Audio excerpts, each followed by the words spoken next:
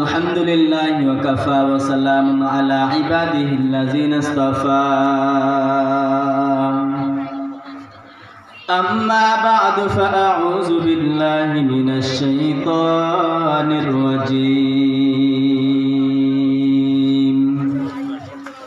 بسم الله الرحمن الرحيم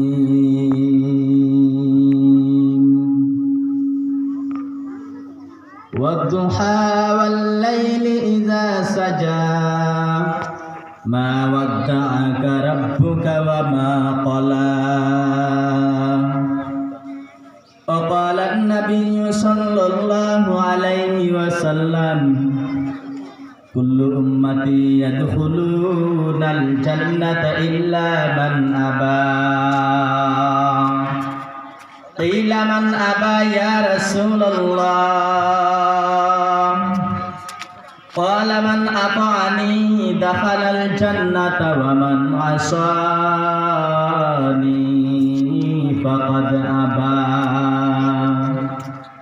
أو كما قال سيدنا رسول الله صلى الله عليه وسلم صلى الله على سيدنا ومولانا محمد وعلى آله وأصحابه وسلم لا إله إلا الله لا إله إلا الله جري لا إله إلا الله لا إله إلا الله আসমান জমিন গায়রুল্লাহ বাজার মাজার গায়রুল্লাহ দরগা দুর্গা গায়রুল্লাহ সিজদা করব এক আল্লাহর লা ইলাহা ইল্লাল্লাহ লা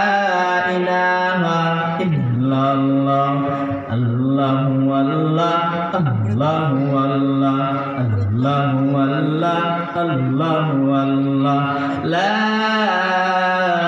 ইলাহা ইল্লাল্লাহ মুহাম্মাদুর রাসূলুল্লাহ। আলহামদুলিল্লাহ। পূর্ব কর্মদা পুরাতন জামে মসজিদ ও তাহফিজুল কোরআন মাদ্রাসার উদ্যোগে আজকে মহতি বার্ষিক জলসার চলমান অধিবেশনের শ্রদ্ধেয় সভাপতি ও উপস্থিত সম্মানিত সামিঈনে কেরাম, আমরা বেকারিনের দরবারে শুকরিয়া আদায় করি যে রব্বুল আলামিন আমাদেরকে এই উম্মতের কলহ বিবাদের জামানায়, উম্মতের ফিতনা ফাসাদের জামানায় আমাদেরকে দুনিয়ার সমস্ত ঝামেলা থেকে আফাত বা লিয়াত থেকে ফারেক করে এই রহমতি বরকতি পুরানি নুরানি মজলিসে আসার এবং বসার তৌফিক দান করেছেন। তাই আকাশ বাতাস মুকুট শরীরের সমস্ত শক্তিকে গলার মাঝ বরাবর এনে সিংহ শার্দুলের মতো আওয়াজ দিয়ে বলি আলহামদুলিল্লাহ। আমরা একটি শুভ সন্ধিক্ষণে উপস্থিত হয়েছি, উপনীত। এই যে সময়টা সময় হচ্ছে আসর এবং মাগরিবের দরমিয়ানের সময়, মধ্যবর্তী সময়। হাদিসের ভাষ্য অনুযায়ী, হাদিসের বর্ণনা অনুযায়ী বোঝা যায় এই আসর এবং মাগরিবের মধ্যবর্তী সময়টি হচ্ছে দোয়া কবুলের সময়। কাজে বয়ান নসিহত অন্য জায়গায় হয়, এই মসজিদ মাদ্রাসা এলাকা তো আমারই এলাকা, আমাদেরই মসজিদ। এখানে আমি বয়ানের জন্য নয়, আল আমরু ফাওকাল আদব, আদেশ পালনের জন্য এখানে বসা। তবে যেহেতু বসেছি, দোয়া করবেন আমার জবান থেকে আল্লাহ যেন এমন কয়েকটি কথা বলার তৌফিক দান করেন, এমন কয়েকটি কথা যেন আমার জবান থেকে আল্লাহ বের করে দেন, যে কয়েকটি কথা সবার আগে আমার, এরপরে দুনিয়ার সমস্ত মানুষের আপা মর্জনে তার দুনিয়া আখিরাতের জন্য কল্যাণের জরিয়া হয়ে যায়। আমি মহাগ্রন্থ আল কুরআনের আমপারা সূরা ওয়াদ্দুহা থেকে প্রথম কয়েকটি আয়াত পাঠ করেছি। আল্লাহ নবীর পবিত্র জবানের অসংখ্য অগণিত বাণী হতে সহিহ বুখারী শরীফের একখানা হাদিস পাঠ করেছি। যদি আল্লাহ রাব্বুল আলামিন আমাকে আয়াত এবং হাদিসকে সামনে রেখে অযথা ফালতু গল্প গুজব না বলে আয়াত এবং হাদিসকে সামনে রেখে কথা বলার তৌফিক দান করেন, তাহলে কথা বলবো। আমার তৌফিক ইল্লা বিল্লাহ। আমি প্রায় জায়গায় আলোচনা করতে গিয়ে শানের রেসালতকে রাসূল সাল্লাল্লাহু আলাইহি ওয়াসাল্লামের সিফত আওসাফের বয়ানকে আমি প্রাধান্য দিই। প্রত্যেক জায়গায় আমি এই শানের রেসালত নিয়ে কথা বলার চেষ্টা করি, কারণ আমাদের নবী হচ্ছেন বিশ্বসভার সভাপতি বদরুদ্দুজা, আল্লাহর সৃষ্টির প্রধান আকর্ষণ বদরুদ্দুজা, শামসুল হিদায়া, আকা নবী, আশিক নবী, সাদিক নবী, মসদুক নবী, নবীকুল শিরোমণি পয়গম্বর আরবি মুহাম্মদুর রাসূলুল্লাহ সাল্লাল্লাহু আলাইহি ওয়াসাল্লাম হচ্ছেন আল্লাহ তাআলার সৃষ্টির প্রধান আকর্ষণ। তিনি হচ্ছেন সৃষ্টির মাকসুদ। রাসূল সাল্লাল্লাহু আলাইহি ওয়াসাল্লামের উম্মত হওয়ার জন্য অন্যান্য নবীরাও পর্যন্ত আশা করেছেন।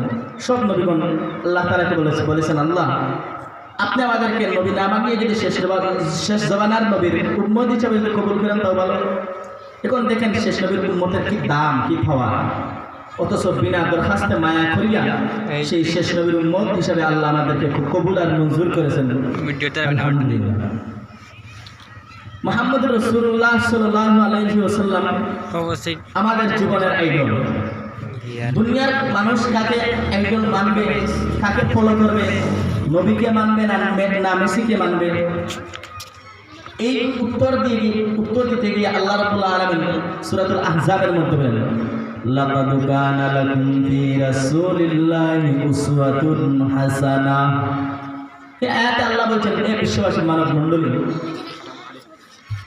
ইহকালীন এবং পরকালীন মুক্তির সম্ভাব্য বিষয়গুলো রয়েছে রাসূল সাল্লাল্লাহু আলাইহি ওয়াসাল্লামের জীবনের মধ্যে। অর্থাৎ রাসূলের জীবনের মধ্যে তোমাদের উত্তম আদর্শ। তোমরা যদি কোনো মানুষের জীবনের মধ্যে যে আদর্শ খুঁজতে চাও, তাহলে রাসূল সাল্লাল্লাহু আলাইহি ওয়াসাল্লামের জীবনী থেকে তোমরা আদর্শ খুঁজো। আর আমাদের নবী হচ্ছেন একজন মহামানব। আল্লাহ রাব্বুল আলামিন যত জিনিস আমাদেরকে দান করেছেন প্রত্যেকটি হচ্ছে শ্রেষ্ঠ। সপ্তাহের মধ্যে 7 দিন, 7 দিনের মধ্যে এমন একটি জুমা আবার দিন দান করেছেন আমাদেরকে, শুক্রবার, সাইয়্যিদুল আইয়াম ইয়াউমুল জুমআ। হাদিসের কিতাবের মধ্যে এসেছে সর্বশ্রেষ্ঠ দিন জুমা, আবার সেই জুমা দিন আমাদেরকে দান করেছেন। অনুরূপভাবে প্রত্যেকটি জিনিসের মধ্যে তো শ্রেষ্ঠ জিনিস তাকেই। 12 মাস, আরবিতে 12 মাস, বাংলাতেও বলি 12, ইংরেজিতেও বলি 12 মাস। আরবিতে 12 মাসের মধ্যে সংখ্যার দিক দিয়ে 9 নম্বর মাস রমজান মাস। এটা 12 মাসের মধ্যে শ্রেষ্ঠ মাস। এই রমজান মাস আমাদেরকে দান করেছেন। ঠিক তেমনিভাবে সব নবীদের মধ্যে একজন সর্দার নবী, আকা নবী, আশিক নবী, সাদিক নবী, মসদুক নবী, নবীকুল শিরোমণি পয়গম্বর আরবি মুহাম্মদুর রাসূলুল্লাহ সাল্লাল্লাহু আলাইহি ওয়াসাল্লাম হচ্ছেন সর্দার নবী। সেই সর্দার নবীর উম্মত হিসাবে আমাদেরকে কবুল করেছেন। সেই নবী কেমন শ্রেষ্ঠ মানব! আম্মা জান আয়েশা রাদিয়াল্লাহু আনহার প্রত্যেকটি কথা ছিল জাদুমাখা কথা। আম্মা জান আয়েশা যে বয়ান দিতেন, বর্ণনা করতেন, রসুলের জীবন আখলাক সম্পর্কে যা বলতেন, কিন্তু কথা ছিল জাওয়ামিউল কালিমের অন্তর্ভুক্ত। জাওয়ামিউল কালিম অর্থাৎ শব্দ কম, অর্থ বেশি। রসুল সম্পর্কে তিনি যা বলছেন এগুলো বাংলা ভাষায় প্রকাশ করার মতো এমন কিছু কথা বলেছেন। দাইমুল আহজান, মুতাওয়াসিলুল আহজাব, দাইমাতুল ফিক্র। যেই আমাদের নবীকে মুহাম্মদুর রাসূলুল্লাহ এবং কেমন নবী! আম্মা জান আয়েশা রাদিয়াল্লাহু আনহা বলেন, আল্লাহ নবী বাথরুমের মধ্যে প্রবেশ করলেন বাথরুম করার জন্য। রাসূল বাথরুম থেকে বের হয়ে আসলেন। এরপরে আমি আয়েশা ওই বাথরুমের মধ্যে প্রবেশ করলাম। গিয়া দেখি আল্লাহ নবী যে বাথরুম করেছেন এর কোনো নিশানা বা চিহ্ন নাই। আম্মা জান আয়েশা বাথরুম থেকে বের হয়ে সোজা আল্লাহ রাসূলের কাছে যাইয়া বলেন, ইয়া রাসূলুল্লাহ, ইয়া হাবিবাল্লাহ, আপনি কি বাথরুম করেন নাই? আম্মা জান আয়েশার কথার জবাব বলেন, রসুল বললেন, অবশ্যই আমি বাথরুমে তো প্রবেশ করছি বাথরুম করার জন্য। আম্মা জান আয়েশা বলেন, ইয়া রাসূলুল্লাহ, আপনার পরেই তো একই বাথরুমে আমি প্রবেশ করলাম, গিয়ে দেখি আপনি যে বাথরুম করেছেন এর কোনো নিশানা বা চিহ্ন নেই। সাথে সাথে আল্লাহ নবী বলেন, ও আয়েশা, তুমি কি মনে করছো আমি নবীজির বাথরুম করা তোমার বাবা আবু বকরের মতো? আল্লাহর কসম, আল্লাহর কসম, আল্লাহর কসম, ও আয়েশা, আমি নবীজির বাথরুম করা তোমাদের বাবা আবু বকরের মতো নয়। আমি নবীজির বাথরুমটাকে বক্ষণ করার জন্য আল্লাহর জমিন সবসময় প্রস্তুত হয়ে থাকে। এখন দেখছেন যে নবীজির প্রস্রাব পায়খানা খেয়ে ফেলার জন্য, বক্ষণ করার জন্য যে জমিন সবসময় প্রস্তুত থাকে, সেই নবী কেমন পাওয়ারফুলওয়ালা নবী! আল্লাহ রব্বুল আলামিন যে নবী মুহাম্মদুর রাসূলুল্লাহকে প্রেরণ করেছেন তার নাম মুহাম্মদ। হামদুন মাদ্দা ইসমে মাফউল, এটা তো প্রশংসিত। অর্থাৎ প্রশংসিত নবী। প্রশংসিত কেমন প্রশংসার নবী? যিনি আসমানে প্রশংসিত, যিনি জমিনে প্রশংসিত, যিনি স্থলে প্রশংসিত, যিনি জলে প্রশংসিত, যিনি রাত্রে প্রশংসিত, দিনে প্রশংসিত, ঘরে প্রশংসিত, ঘরের বাইরে প্রশংসিত, প্রত্যেক জায়গায়, আকাশে প্রশংসিত, আরশে মুআল্লা প্রশংসিত, জান্নাতের মধ্যে প্রশংসিত, জিহাদের ময়দানে প্রশংসিত, দুনিয়ার সব জায়গায় তিনি প্রশংসিত। এজন্য আমাদের নবীর নামে রেখে দিয়েছেন মুহাম্মদ। সুবহানাল্লাহ। ইবনুল কাসির রাহিমাহুল্লাহ লিখেছেন, আল্লাহ রাব্বুল আলামিন মুহাম্মদ নামকে নির্বাচন করে রাসূল সাল্লাল্লাহু আলাইহি ওয়াসাল্লামের কাফের কুফফারদের সমস্ত জবাব দিয়েছেন। কাফের কুফফারেরা যখন বলবে মুহাম্মদ কারা, তখন অর্থ হবে প্রশংসিত কারা, তখন তার দ্বিতীয় কথাটাকে রদ করবে তার আগের কথা। মুখ দিয়ে বললে আমরা প্রশংসিত, পরে বলে কারা, প্রশংসিত জিনিস কি কারা হয়? ইবনে কাসির খুব একটি যৌক্তিক কথা বলেছেন। তো যাই হোক, আমরা যদি রাসূল সাল্লাল্লাহু আলাইহি সাল্লামের সিরত সুরত, রাসূল সাল্লাল্লাহু আলাইহি সাল্লাম কীভাবে চলছেন, খাইছেন, ঘুমাইছেন, ঘুম যাইতেন, যুদ্ধ করতেন, সব কিছু যদি আমরা ফলো করতে পারতাম, তাহলে আল্লাহ রাব্বুল আলামিন ফেরেশতা পাঠিয়ে জিহাদের ময়দানে যেভাবে সাহায্য করেছিলেন সাহাবায়ে কেরামকে, ওই আল্লাহ তো এখনও আছেন। আমরা যদি সেই নবীকে যদি এমনভাবে ফলো করতে পারতাম, আল্লাহ রাব্বুল আলামিন আমাদেরকে ফেরেশতা পাঠিয়ে আমাদেরকে সাহায্য করতেন। কিন্তু দেখেন, আজকে দুনিয়ার প্রত্যেকটি জায়গায়, দুনিয়ার আনাচে কানাচে মুসলমানরা আজকে লাঞ্ছিত, অপমানিত, পদদলিত, সব জায়গায় মুসলমানরা মার খাচ্ছে। এত লক্ষ কোটি মুসলমান হওয়ার পরেও মুসলমানরা কেন লাঞ্ছিত হচ্ছে? এর একমাত্র কারণ হলো রসুলের আদর্শ থেকে আমরা সরে গেছি। যদি আমরা রসুলের আদর্শ যদি মানতাম, সাহাবায়ে কেরামদেরকে আল্লাহ রাব্বুল আলামিন যেভাবে বদরের প্রান্তে সাহায্য করেছেন, উহুদের ময়দানে সাহায্য করেছেন, তায়েফের ময়দানে সাহায্য করেছেন, ঠিক তেমনিভাবে আমাদেরকেও সাহায্য করতেন। আমরা যদি রসুলকে যদি মানার মতো যদি মানতাম, রসুলের আদর্শকে যদি আঁকড়ায় ধরার মতো যদি করতাম, তাহলে বিজয় মুসলমানদের পদচম্পন করত। কিন্তু কেন করছে না? কেন সাহায্য আসছে না? সাহাবায়ে কেরামদের যে যুগে আল্লাহ ছিলেন, সেই আল্লাহকে একজন বুড়া হয়ে গেছেন। সেই আল্লাহর কোনো তুলনা আছে? সেটা আল্লাহ এখনো আছেন। লা জিদ্দা ওয়ালা লিদ্দা ওয়ালা হাদ্দা লিমাওলা আল আনা কামা কানা ওয়ালা মিলকা জাওয়ালা।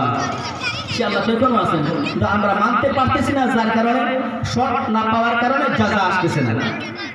আল্লাহ রাব্বুল আলামিন আমাদেরকে রাসূল সাল্লাল্লাহু আলাইহি ওয়াসাল্লামের সুরত সিরত মানার তৌফিক দান করুন। আল্লাহ নবীকে ফলো করেছেন, ফলো করার মতো নাম্বার 1 সাহাবায়ে কেরাম। কারা ফলো করেছেন? এক নম্বরে ফলো করেছেন সাহাবায়ে কেরাম। কিভাবে ফলো করেছেন? ইবনুল আসির রাহিমাহুল্লাহ ওনার কিতাবের মধ্যে লিখেছেন আব্দুল্লাহ ইবনে ওমর রাদিয়াল্লাহু আনহুর ব্যাপারে, কানা কাসীরুল ইত্তিবা'i লিআসারি রাসূলিল্লাহ সাল্লাল্লাহু আলাইহি ওয়াসাল্লাম হাত্তা আন্নাহু ইয়ানজিলু মানাজিলাহু ওয়া ইউসাল্লি ফি কুল্লি মাকানিন সাল্লা ফিহি। আব্দুল্লাহ ইবনে ওমর রাদিয়াল্লাহু আনহু আল্লাহর রাসূলের প্রত্যেকটা সুন্নতের পাবন্দ ছিলেন। ইবনে আসির লিখেন, আব্দুল্লাহ ইবনে ওমর রাদিয়াল্লাহু আনহু রাসূল যেই জায়গায় দাঁড়ায়া যাইতেন, ওই জায়গায় তিনি দাঁড়ায় যাইতেন। রাসূল যেই জায়গায় যাইতে দাঁড়ায় গেছেন, ওই জায়গায় তিনি গিয়ে দাঁড়াইতেন। কোনো কাজ না থাকলে, প্রয়োজন না হলেই তিনি দাঁড়াইতেন। বলতেন, এখানে আমার আল্লাহ রাসূল দাঁড়াইছেন, আমিও দাঁড়াতে হবে। কাজ থাকলে দাঁড়াবো, না থাকলেই দাঁড়াবো। তিনি একবার ঘোড়া দিয়ে যাচ্ছিলেন কোথায়? সিরিয়ার পথে। প্রতিমধ্যে তিনি নেমে গেলেন। নেমে পেশাব করার মতো তিনি বান করলেন। খাদেম বললেন, ওনার খাদেম ছিলেন নাফে। নাফে বলেন, উস্তাদ জি আমার, আপনি ঘোড়া থেকে নেমে কোনো প্রয়োজন নাই, পেশাব করার মতো বেকু দিলেন, বান করলেন, আপনি তো পেশাবও তো করলেন না। বলেন, জানেন না? আপনি কি জানেন না এই জায়গায় আল্লাহ রাসূল সাল্লাল্লাহু আলাইহি ওয়াসাল্লাম একদিন যাওয়ার সময় এই জায়গায় পেশাব করেছিলেন? এই জন্য আল্লাহ রাসূল ওই জায়গায় যাচ্ছিলেন, যাওয়ার সময় পেশাব করেছিলেন, আমিও এই জায়গায় পেশাব না আসে অন্তত পেশাবের বান করবো, যাতে প্রত্যেকটি ক্ষেত্রে আল্লাহ রাসূলের সুন্নতের জন্য অনুসারী আমি হতে পারি। সুবহানাল্লাহ। আল্লাহর নবীর জন্য জান দেয় সাহাবায়ে কেরাম। সাহাবায়ে কেরামরা আল্লাহর নবীর আদর্শ ফলো করেছেন করার মতো।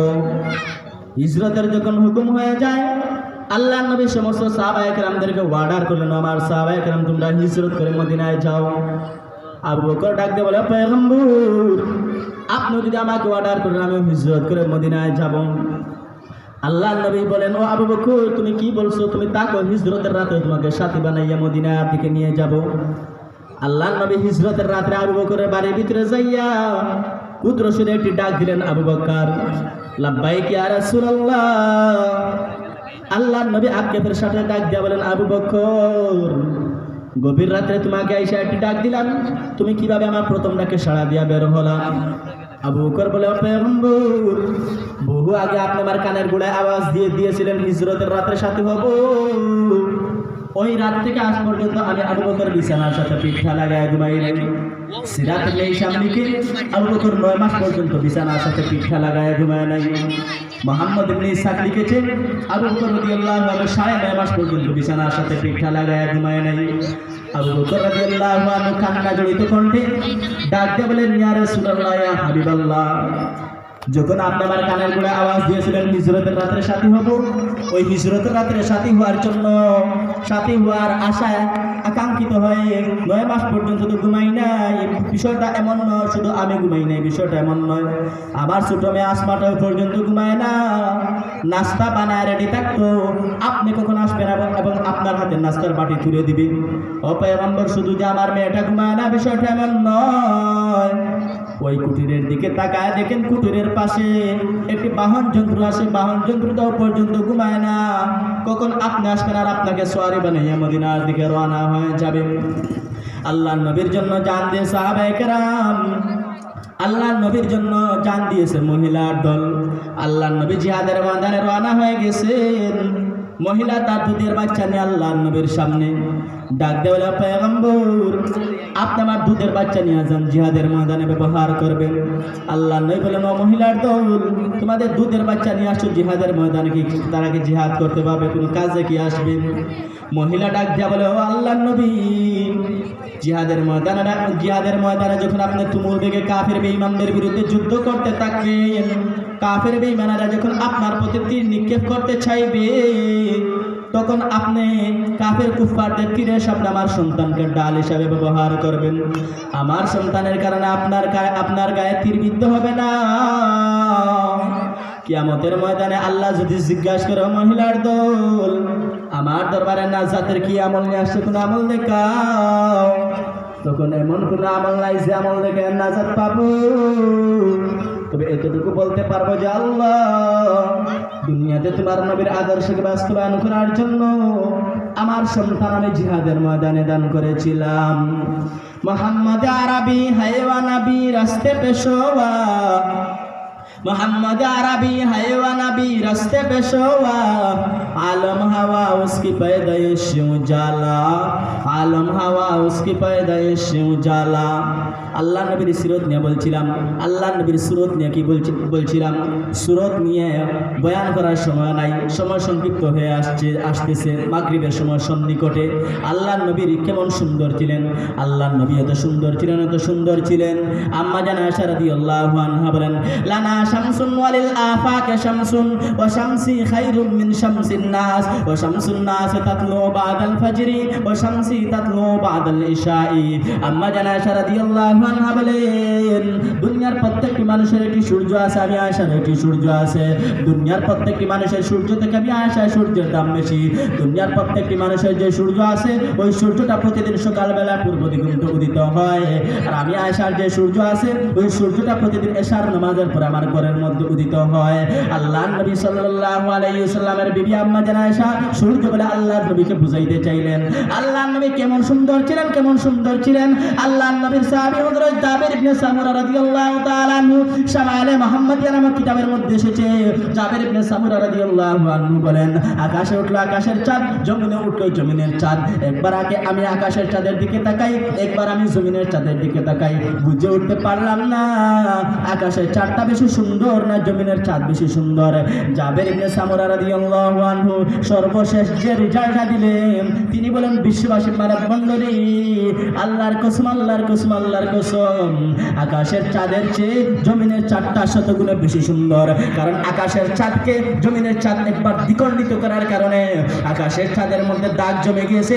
আল্লাহর কসম, আল্লাহর কসম, আল্লাহর নবীর চেহারার মধ্যে কোনো দাগ নাই। আল্লাহর নবী এত সুন্দর, এত সুন্দর। আল্লাহর আলী মুহাম্মদ ইবনে সাঈদ বসরি রাহমাতুল্লাহি আলাইহি কসিদা বুরদা নামক কিতাবের মধ্যে উল্লেখ করেন, আল্লাহর নবী এত সুন্দর, এত সুন্দর। আল্লাহর নবীর চেহারার মধ্যে এত মাধুর্যতা, আল্লাহর নবীর চেহারার মধ্যে এত মোলায়েম। আল্লাহর নবীর চেয়ে সুন্দর সন্তান কোনো মা কোনোদিন জন্মাতে পারে নাই। আমাদের নবীর চেয়ে সুন্দর সন্তান কোনো বাবা কোনোদিন জন্মাতে পারে নাই। আল্লাহর নবীর চেয়ে সুন্দর সুন্দর সন্তান কোনো এলাকা গোত্র গোষ্ঠী কোনোদিন কখনো দেখাতে পারে নাই। কবি বলেন, মা তার কি गीती न ज़्यादा चूतो फर्जंदी दिगर मादर गीती न ज़्यादा चूतो फर्जंदी दिगर दिदाए आलम ना दिदा हम चूतो हुस्नुल लिका दिदाए आलम ना दिदा हम चूतो हुस्नुल लिका व अहसन मिन कलम तरक़त आईनी व अजमल मिन कलम तलिदिन निसाउ व अहसन मिन कलम तरक़त आईनी व अजमल मिन कलम तलिदिन निसाउ खुलिक़त मुबर्रअम मिन कुल्लि आइबिन कान्नका कद खुलिक़त कमा तशा। আল্লাহ নবীর সাহাবী হযরত হাসান বিন সাবিত রাদিয়াল্লাহু আনহু বলেন, আল্লাহ নবী এত সুন্দর আল্লাহ নবীর চেয়ে সুন্দর সন্তান আমার দুই চক্ষু কখনো দেখে নাই। আল্লাহ নবীর চেয়ে সুন্দর সন্তান কোনো মা কোনদিন জন্মাতে পারে নাই। আল্লাহ নবীকে আল্লাহ এত এমন ভাবে সৃষ্টি করেছেন, দুনিয়ার সমস্ত আফাত বালিয়াত সমস্ত দোষ ত্রুটি থেকে মুক্ত করে আল্লাহ নবীকে সৃষ্টি করেছেন। আল্লাহ রাব্বুল আলামিন আল্লাহ নবীকে এমন ভাবে সৃষ্টি করেছেন যেমন ভাবে আল্লাহ নবী আল্লাহকে বলেছিলেন, আল্লাহ এমন ভাবে আমাকে সৃষ্টি করো, সেইভাবে আল্লাহ তার নবীকে সৃষ্টি করেছেন। বুঝেন আল্লাহ নবী কেমন সুন্দর নবী, কেমন আল্লাহ নবী বলেন আহু আহু ইউসুফ সাবিহুন ওয়া আনা মালিহুন, আমার ইউসুফ আমার ভাই ইউসুফ ছিলেন সুন্দর, তত্ত্বে সুন্দর সাদা দলা, কিন্তু আমি হলাম লাবান্য। আম্মা জানা আয়েশা রাদিয়াল্লাহু আনহা বলেন, আল্লাহ নবীর সৌন্দর্যের বর্ণনা দিতে গিয়া বলেন, আল্লাহ নবী হযরত ইউসুফ আলাইহিস সালামকে দেখে মিশরের মহিলারা হাত কেটে ফেলেছিল। ইউসুফ আলাইহিস সালাম এত সুন্দর ছিলেন। আল্লাহ নবীর বিবি আম্মা জানা আয়েশা বলেন, ওই মজলিসে যদি ইউসুফ নবী না হইয়া আখেরি জমানার নবী হতেন মুহাম্মদুর রাসূলুল্লাহ, মিশরের মহিলারা হাত নাই কলিজা কেটে ফেলত। কবি বলেন, হুসনে ইউসুফ দামে ঈসা ইয়াদ বেদাদারি, হুসনে ইউসুফ দামে ঈসা ইয়াদ বেদাদারি, আচে কুবা হামাদারম তু তনহাদারি, আচে কুবা হামাদারম তু তনহাদারি। আল্লাহ নবীর সৌন্দর্যের বয়ান করতেছেন। আল্লাহ নবীর মা আমিনা বলতেছেন, আমার পুত্র মুহাম্মদ এত সুন্দর, আমার পুত্র মুহাম্মদের চেয়ে সুন্দর সন্তান আমি কখনো দেখি নাই। আসে মা হালিমাতুস সাদিয়া ডাক দিয়ে বলে, ও আমিনা, তুমি মক্কার গৃহিণী, সম্ভ্রান্ত পরিবারের মেয়ে, তুমি তো মক্কার বাইরে বের হও না। আমি হালিমাতুস সাদিয়া অনেক সন্তান লালন পালন করেছি, দাত্রী হিসাবে অনেক সন্তানের মুখ দেখতে হয়েছে। আমি হালিমাতুস সাদিয়া বলতেছি, মুহাম্মদের চেয়ে সুন্দর সন্তান আমি হালিমাতুস সাদিয়া কখনো দেখি নাই। আসছে দাদা আব্দুল মুত্তালিব ডাক দিয়ে বলে, ও হালিমাতুস সাদিয়া, তুমি তো হলা মহিলা মানুষ, তুমি তো হলো মক্কা মদিনা কুফা বসরা পর্যন্ত গিয়েছো, আর কতটুকু জায়গা গিয়েছো? আমি হলাম বাইতুল্লাহর মুতাওয়াল্লি, আমি অনেক জায়গায় গিয়েছি, শাম গেছি, কুফা বসরা গিয়েছি, মক্কা মদিনা চুষে বেরিয়েছি, পৃথিবীর অনেক দিক দিগন্তে আমি গিয়েছি। আমি বাইতুল্লাহর মুতাওয়াল্লি হিসেবে অনেক সন্তানকে আমি তাহনিক করতে হয়েছে, অনেক সন্তানকে আমি তাবিজ দিয়েছি, অনেক সন্তানকে আমি তেল পড়া দিয়েছি। আমি আব্দুল মুত্তালিব নিজে সাক্ষী দিতেছি, আমার নাতি মুহাম্মদের চেয়ে সুন্দর সন্তান আমি দেখি নাই। আসছে জিবরিল আলাইহিস সালাম আয়েশা বলে, ও আব্দুল মুত্তালিব, আন্দাজ কইরা তুমি কি বলতেছো? আল্লাহ রাব্বুল আলামিন আমাকে तमाम পৃথিবী সফর করার পারমিশন দিয়েছেন। জাহা তক আয় রুবুবিয়ত খুদা কি ওয়াহা তক আয় নবুওয়াত মুস্তাফা কি। আল্লাহ রাব্বুল আলামিন আমাকে ৬০০ ডানা দান করেছেন। লিল্লাহিল মাশরিক ওয়াল মাগরিব ফাইনামা তুওয়াল্লু ফাসাম্মা ওয়াজহুল্লাহ। আর রং মে তুহার পু মে তুহার জা মে তুহার দম, আর রং মে তুহার পু মে তুহার জা মে তুহার দম। দেখতা হু জিধর চাহতা হু আফকে রহম করম, দেখতা হু জিধর চাহতা হু আফকে রহম করম। আল্লাহ রাব্বুল আলামিন আমাকে ৬০০ নূরের ডানা দান করেছেন। একটা নূরের ডানা দিয়ে চাপড়া মারলে পৃথিবীর পূর্ব প্রান্ত থেকে পশ্চিম প্রান্ত তাম পৃথিবী সফর করতে পারি। আমি জিবরিল আলাইহিস সালাম তাম পৃথিবী সফর করে দেখছি, মুহাম্মদের চেয়ে সুন্দর আর কোনো সন্তান আমার চোখে পড়ে নাই। এরপরে আল্লাহ রাব্বুল আলামিন ডাক দিয়ে বলে, ও জিবরিল, আন্দাজ করে আমার নবীর সৌন্দর্যের বয়ান করতে যাইও না। ও আব্দুল মুত্তালিব, আন্দাজ করে আমার হাবিবের শান বয়ান করতে যাইও না। ও আমিনা, ও হালিমাতুস সাদিয়া, তোমাদের অভিজ্ঞতা দিয়া আমার নবী মুহাম্মদুর রাসূলুল্লাহর শান বয়ান করতে যাইও না। আমি আল্লাহ নিজে সাক্ষী দিতেছি, মুহাম্মদের চেয়ে সুন্দর আর কোনো সন্তান আমি আল্লাহ ধরার বুকে সৃষ্টি করি নাই। দেখছেন আমাদের কেমন সুন্দর। তাফসীরে আজিজের মধ্যে আব্দুল আজিজ মাহমুদ দেহলভী লিখছেন, আল্লাহ রাব্বুল আলামিন সুন্দরকে 100 ভাগে ভাগ করছেন। 100 ভাগে ভাগ কইরা একদিকে রাখছেন 99 ভাগ সুন্দর, আর আরেকদিকে রাখছেন 1 ভাগ সুন্দর। আর ওই 1 ভাগকে করছেন মাঝখান দিয়ে 2 ভাগ, আর ওই 2 ভাগের ওই এক ভাগে গেছেন দুই ভাগ, ও দুই ভাগের অর্ধেকটা সৃষ্টি করেছেন তাম পৃথিবীর সুন্দর, আর আরেক ভাগ দিয়া ওই অর্ধেকটা সৃষ্টি করেছেন হযরত ইউসুফ আলাইহিস সালামের সৌন্দর্যকে। তাফসীরে আজিজের মধ্যে লিখেছেন বাকি 99 ভাগ সুন্দর দিয়ে আল্লাহ রাব্বুল আলামিন আমাদের নবীকে সৃষ্টি করেছেন। ইউসুফ আলাইহিস সালামকে দেখে মিশরের মহিলারা হাত কেটেছে কিন্তু ঈমান আনে নাই, কিন্তু আমাদের নবীকে সুমাইয়া দেখছে, দেখার সাথে সাথে ঈমানও আনছে, গলাও কাটাইছে। হযরত তালহা রাদিয়াল্লাহু আনহু আল্লাহর নবীকে দেখছে, ঈমানও আনছে, নিজের জান পর্যন্ত দিয়েছে। সাইয়্যিদাতুশ শুহাদা হযরত আমির হামজা রাদিয়াল্লাহু আনহু আল্লাহর নবীকে দেখছেন, দেখার পরে ঈমানও আনছে, নিজেকে টুকরা টুকরা করিয়ে দিয়েছেন জিহাদের ময়দানে। তাহলে ওই ইউসুফ আলাইহিস সালামের চেয়েও আরো বেশি সুন্দর ছিলেন আমাদের নবী মুহাম্মদুর রাসূলুল্লাহ সাল্লাল্লাহু আলাইহি ওয়াসাল্লাম।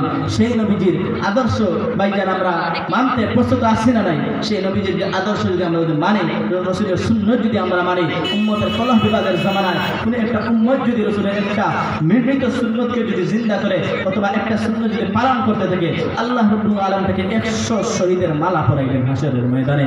আল্লাহ রাব্বুল আলামিন আমাদেরকে রাসূলের আদর্শকে ফলো করার তৌফিক দান করুন, যেমন ভাবে ফলো করেছিলেন সাহাবায়ে কেরামগণ। সাহাবায়ে কেরাম তো এক একজন এক একটা গুণের অধিকারী ছিলেন। হযরতে আবু বকর সিদ্দিক রাদিয়াল্লাহু তাআলা ছিলেন সত্যবাদী। হযরতে উমর রাদিয়াল্লাহু তাআলা আনহু ছিলেন বড় বাহাদুরওয়ালা সাহাবী, তিনি ছিলেন কাযুল ফুজাত আদালতওয়ালা সাহাবী। উসমান গনি ছিলেন দামশিল সাহাবী। হযরতে আলী কাররামাল্লাহু ওয়াজহু তিনি ছিলেন একজন বড় পালওয়ান সাহাবী, শক্তিশালী শাজাআতওয়ালা সাহাবী। একজন কবি লিখেছেন, কিভাবে লিখেছেন সাহাবায়ে কেরামদের সম্মান সম্পর্কে, বলতেছেন as-sahabatu kulluhum udulun। আল্লাহ রাব্বুল আলামিন যত সাহাবায়ে কেরাম এই দুনিয়া জমিনে রাসূলের হাওয়ারি হিসেবে প্রেরণ করেছেন, সব সাহাবায়ে কেরাম ছিলেন ন্যায়পরায়ণতার উপরে। সাহাবায়ে কেরামদেরকে মানার তৌফিক দান করুন। রাসূল সাল্লাল্লাহু আলাইহি ওয়াসাল্লামের জীবন যদি আপনি বাইজান না মানেন, আল্লাহর কসম করে আমি বলছি, রাসূলের সুন্নাত যদি না মানেন, হাশরের ময়দানে আপনি সুপারিশ পাবেন না। আপনি যত বড় আবেগওয়ালা হন না কেন, আল্লাহওয়ালা হন না কেন, আপনি রাসূলের যদি সুন্নাত যদি ফলো না করেন, আপনার ইবাদত করতে গিয়ে রাসূলের সুন্নতের মেডিসিন যদি না থাকে, তাহলে সেই ইবাদত কাজ আসবে না। আপনি গোশত রানলেন, লবণ দিলেন না, খাইতে পারবেন। মাছ রানলেন, বড় মাছ, লবণ দিলেন না, খাইতে পারবেন। ওই তরকারিতে লবণ যেরকম প্রয়োজন, ইবাদতের মধ্যে নবীজির সুন্নতও তেমন প্রয়োজন। ইবাদত যদি সুন্নত বহির্ভূত হয়, তাহলে সেটা ইবাদত থাকে না, সেটা বেদাতে রূপান্তরিত হয়ে যায়। আল্লাহ রাব্বুল আলামিন আমাদেরকে বেদাত মুক্ত জীবন যাপন করার তৌফিক দান করুন। ইবাদতের মধ্যে সবচেয়ে গুরুত্বপূর্ণ ইবাদত হচ্ছে নামাজ। নামাজ আপনাকে পড়তে হবে। আপনি যত বড় শক্তিশালী হন, আমি বিগত সপ্তাহে বলেছিলাম ওই টাঙ্গিপাড়া, এখানে আমি বলেছিলাম যে আপনার নামাজ যদি ঠিক না থাকে, আপনি যত বড় পাল্লাম হন না কেন, আপনি যত বড় শক্তিশালী হন না কেন, আপনি বলতেছেন জিহাদ করে লাইবেন, জিহাদের জন্য ডাক আসলে রক্ত দিয়ে দিব, জান দিয়ে দিব, আল্লাহর কসম করে বলছি, নামাজ যদি ঠিক না থাকে জিহাদের ময়দানে আপনি 1 সেকেন্ডও আপনি দাঁড়াইতে পারবেন না।